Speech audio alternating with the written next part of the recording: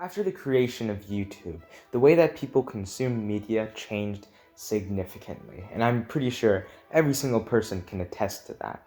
Before YouTube, it was most likely like on a Friday night you would sit down and watch some late night TV show or some type of sitcom with your family, or read a book or play outside. I don't do those things anymore.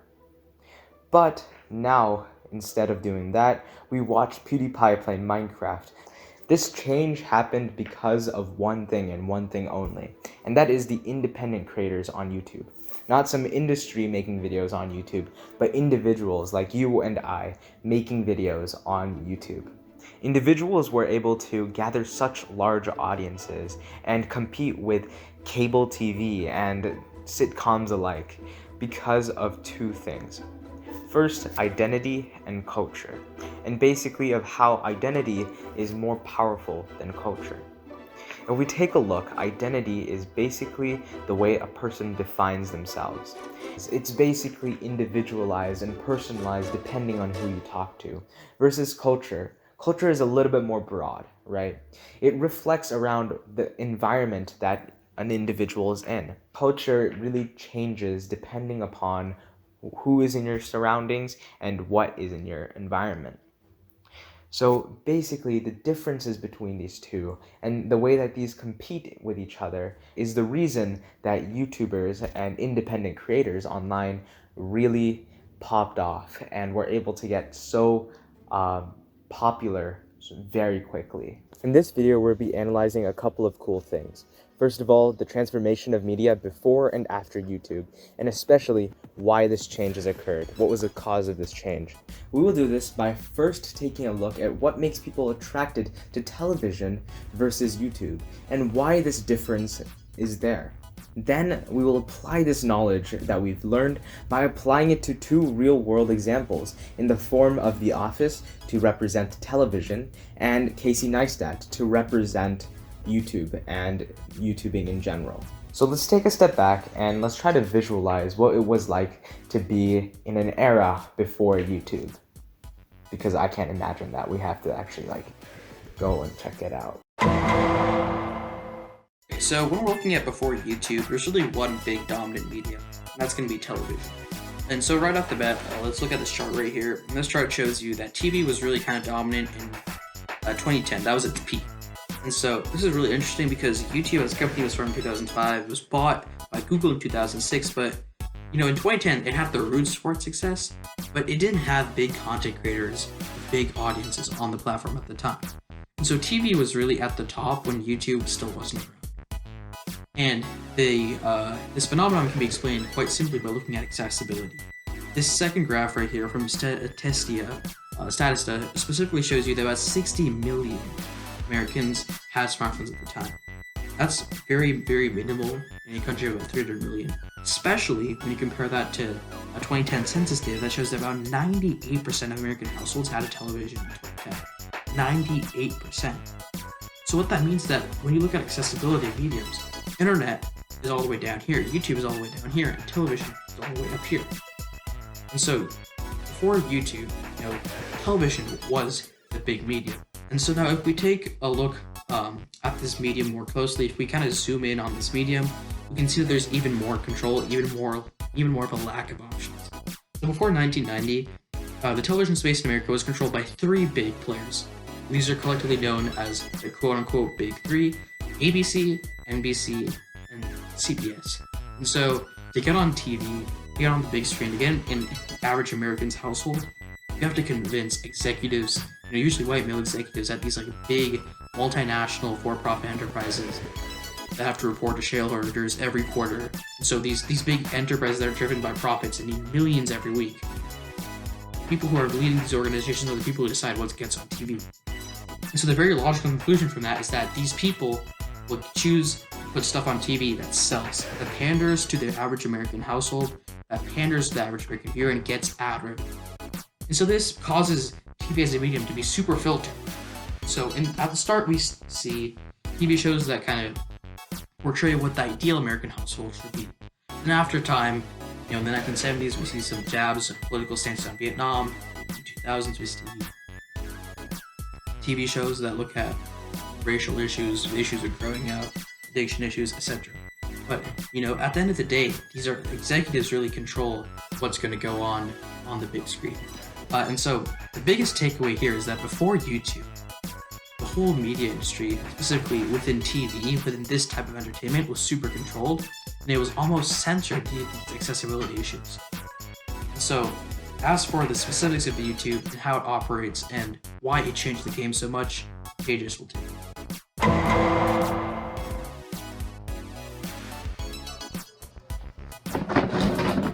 Okay, so let's talk about YouTube as a platform.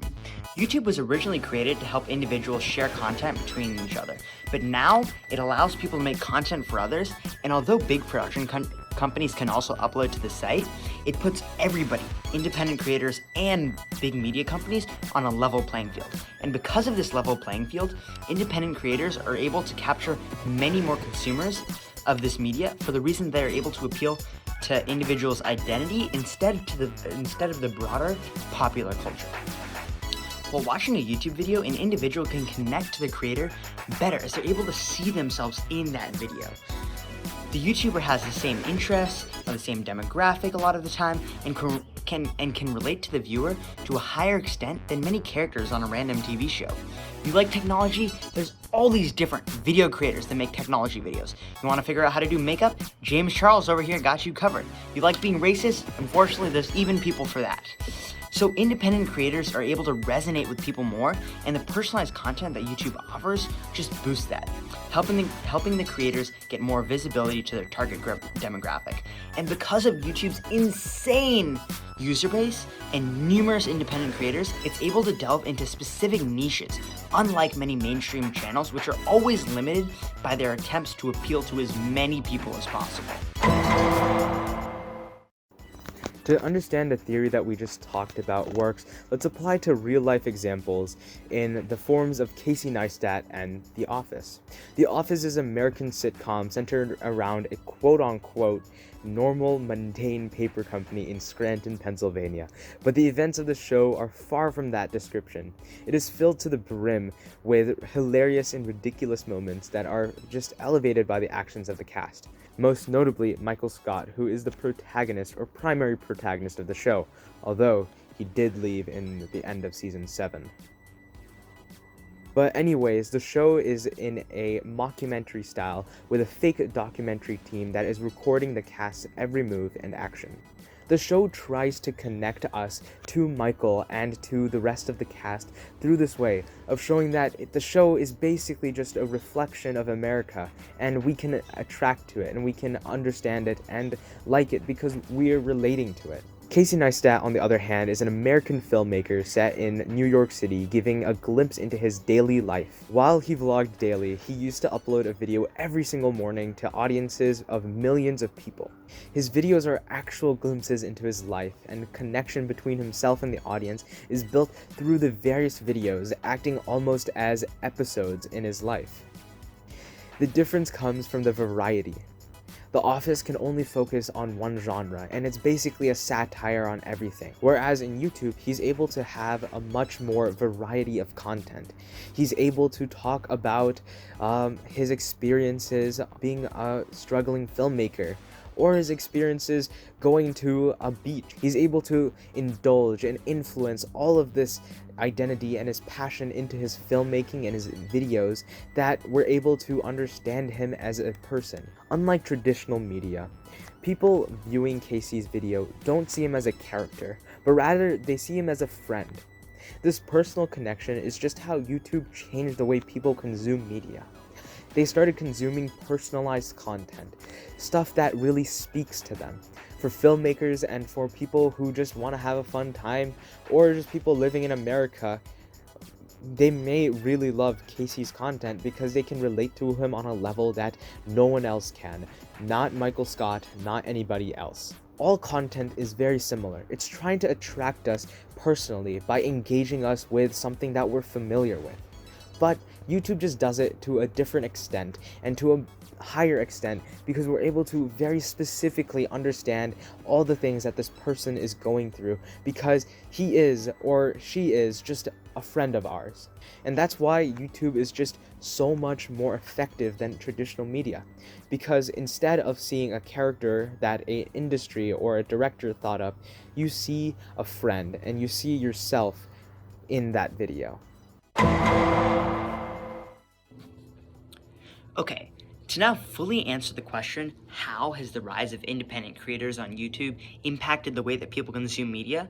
We looked at both the platform of YouTube and the creators that changed it. YouTube's media appeals to the audience's identity rather than culture and gives them personalized content that they can resonate with more than general popular TV shows.